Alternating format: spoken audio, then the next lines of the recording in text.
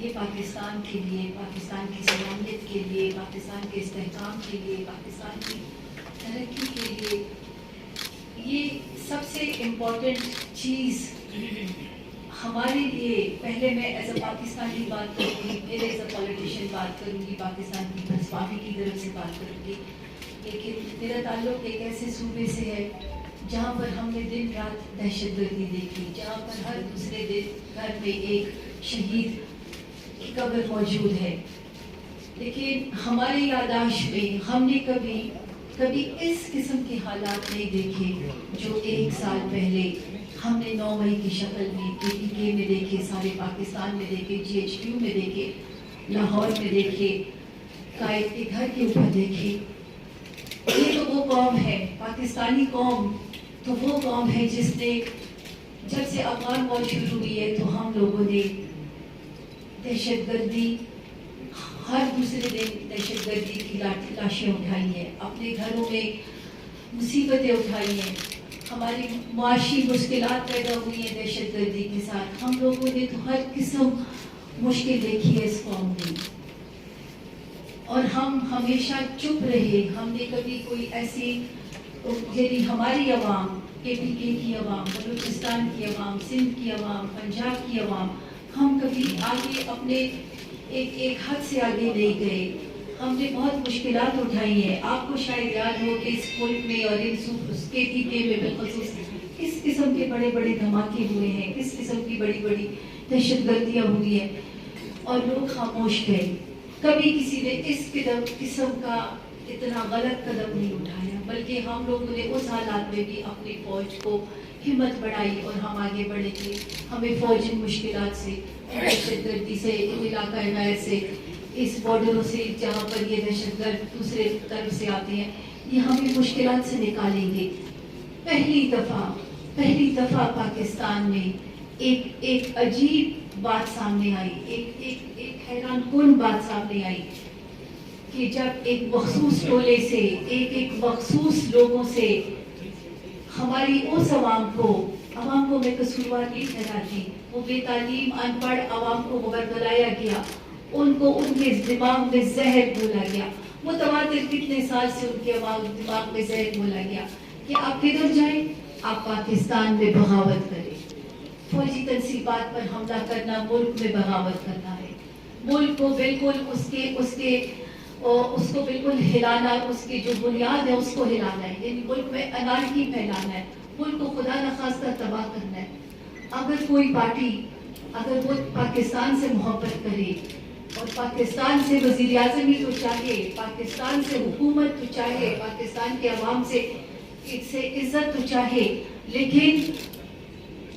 لیکن ایک کرسی سے ہٹ جانے پر وہ پاکستان کے عوام کو برگلائے، اور پاکستان کو عوام کو اتنا شدید برگلائے کہ پاکستان کے شہداء کو بھی نہ چھوڑے.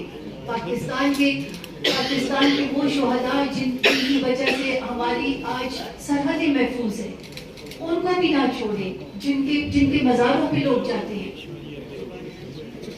ہمارا ایسا صوبہ ہے KPK کہ ہم نے کبھی یہ نہیں دیکھا، بہت برے وقت ہم نے برداشت کیے ہیں. ادھر سے ہی طالبان آئے، ادھر سے ہی بار طالبان آئے. کیرے بالسار پہ کبھی کسی نے اٹیک نہیں کیا، کبھی کسی نے فوجی کور کمانڈر کے گھر پہ اٹیک نہیں کیا، کبھی کسی نے ریڈیو پاکستان پہ اٹیک نہیں کیا. ہم نے ہر حال میں پاکستان کی سلامتی کی دعا کی، اور ہر حال میں ہم لوگوں نے فوج کی ہمت بڑھائی ہے. ہمارے لوگ ان کے ساتھ شریک ہوئے ہیں بارڈر میں، اور ان کی ہمتیں بڑھائی ہیں. آج ہمیں شرم آتی ہے کہ ہم وہ قوم ہو گئے ہیں کہ اس طرح کی باتوں پہ ہم مذمت کریں گے. ہم اتنے گھر گئے ہیں ایک خاص گروہ کی وجہ سے، انہوں نے ہمیں دنیا میں اتنا گرا دیا ہے. ملکوں میں، جیسے آپ نے اس دن سنا DGISPR نے اپنی پریس کانفرنس میں کہا، امریکہ میں کیپٹل ہل میں ہوا ہے، لوگ نکلے سڑکوں پر لیکن ان کو سزا ہوئی. فرانس میں لوگ نکلے، ان کو سزا ہوئی. UK میں لوگ نکلے، ان کو سزا ہوئی. یہ بڑی ممالک کی بات اس لیے کرتے ہیں کہ یہ جو ان کے جو لیڈر صاحب ہیں وہ انہی ممالک کی بات کرتے ہیں. جو جن کے لیے وہ ان کے جو رفقا ہے وہ کہتے ہیں کہ وہ فلاں صاحب ہماری ریڈ لائن ہے، تو جو آپ کی ریڈ لائن ہے وہ انہی ممالک کا نام لیتے ہیں، انہی ممالک کا نام لیتے ہیں، لیکن وہاں پر قانون ہے۔ افسوس کی بات ہے کہ 1 سال بعد ہم پاکستانی ہم اس کے لیے چیخ کے التجا کر رہے ہیں کہ کیوں 9 مئی والوں کو سزا نہیں مل رہی، کیوں 9 مئی والوں کو آپ نے ان کو اجازت دی کہ وہ آ کے الیکشن لڑیں۔ جس دن یہ فیصلہ ہوا، آپ یقین کریں سارے پاکستان، ہم پولیٹیکل ورکر ہم حیران ہو گئے۔ پاکستان کے قانون میں اگر آپ بجلی کا بل بھی نہ دیں تو آپ الیکشن کے قابل نہیں ہوتے۔ پاکستان کے قانون میں آپ کے اوپر اگر 1 لاکھ روپے ٹیکس بھی ہو تو آپ الیکشن کے قابل نہیں ہوتے، لیکن یہاں پر اتنی بڑی سزا تھی، اتنا بڑا غداری کا کیس تھا، اور پھر بھی ان لوگوں کو الیکشن لڑنے کی اجازت ملی۔ اور آج بھی ان میں سے بہت سے لوگ جو میں اپنی آنکھوں سے میں نے دیکھا ہے کہ KPK میں اپنے صوبے کی تو بات کروں جہاں پر ہم نے اپنی آنکھوں سے دیکھا ہے کہ آپ 9 مئی کے غدار تھے، آپ لوگوں نے کہا کہ 42 سال کے اوپر چڑھائی کرو۔ وہ لوگ کہاں سے آئے جو آپ کے ساتھ ٹرینڈ ورکر تھے؟ وہ ورکر تو ہمیں کوئی پارٹی کے ورکر نہیں لگ رہے تھے، ان کو آپ اس وقت کہاں سے بلایا؟ بارڈر کے اس پار سے بلایا؟ کہاں سے ان کو بلایا؟ جس طرح کہ وہ فوج کے ساتھ فوج اور پولیس کے ساتھ جس طرح کے وہ بم گرا رہے تھے، پیٹرول بم گرا رہے تھے، تو وہ تو کوئی عام پارٹی کے ورکر نہیں تھے جن کو آپ نے ریڈیو پاکستان پہ استعمال کیا پشاور میں، جن کو آپ نے قلعہ بالسار پہ استعمال کیا، وہ پارٹیوں کے ورکر نہیں تھے۔ یہ تو ایک بہت بڑا سوال بنتا ہے کہ پاکستان قوم ان سے پوچھے کہ یہ لوگ آپ کہاں سے لائے تھے؟ یہ اتنے ٹرینڈ تقریب کار جو آپ لائے تھے، اس دن آپ نے 9 مئی کو 1 سال پہلے جب ان کو استعمال کیا اور پھر وہ غائب ہو گئے، تو یہ ہمارے معاشرے میں جو آپ نے اس اتنا بڑا داغ ہمارے معاشرے کے اوپر ڈالا۔ پٹھان کبھی یا پنجابی ہو یا بلوچی ہو یا سندھی ہو یا کشمیری ہو، ان کو ایک اس جھنڈے سے محبت ہے۔ بڑے مشکل وقت ہم نے دیکھے لیکن کبھی کسی نے غداری نہیں کی۔ یہ ایک ٹولہ ہے، لیکن بات جیسے اس دن DGISP نے بھی کی کہ judicial commission is not an answer, وہ جواب نہیں ہے۔ اس طرح تو پہلے ہم پوچھتے ہیں کہ 2018 میں پھر جوڈیشل کمیشن بنائے، 2014 کا جوڈیشل کمیشن بنائے، 2015 کا بنائے، اس میں تو پھر بہت سی چیزیں آتی ہیں۔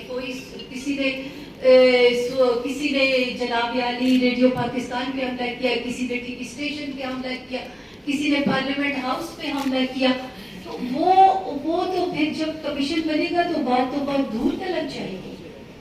ہمیں پہلے ایز اے پاکستانی ہم بات کرتے ہیں اور اس صوبے سے بات کرتے ہیں جو دہشت گردی سے سب سے زیادہ تباہ و برباد ہوا ہے، جس میں متعدد بار آپریشنز ہوئے دہشت گردی کے لیے۔ ہم بالکل نہیں افورڈ کر سکتے کہ ابھی ہمیں ایسا دہشت گرد ٹولہ آئے جو آج ہمارے صوبے میں برجمان ہے۔ دو دفعہ انہوں نے حکومتیں کر لی اور ہمارے صوبہ آج بھی تباہ و برباد ہے۔ پاک فوج زندہ باد، پاک فوج زندہ باد، پاکستان زندہ باد، پاکستان زندہ باد، پاک فوج زندہ باد۔ تو یہ ایک مطالبہ ہے پاکستان کے عدلیہ سے کہ لہٰذا اس کیس کو دوبارہ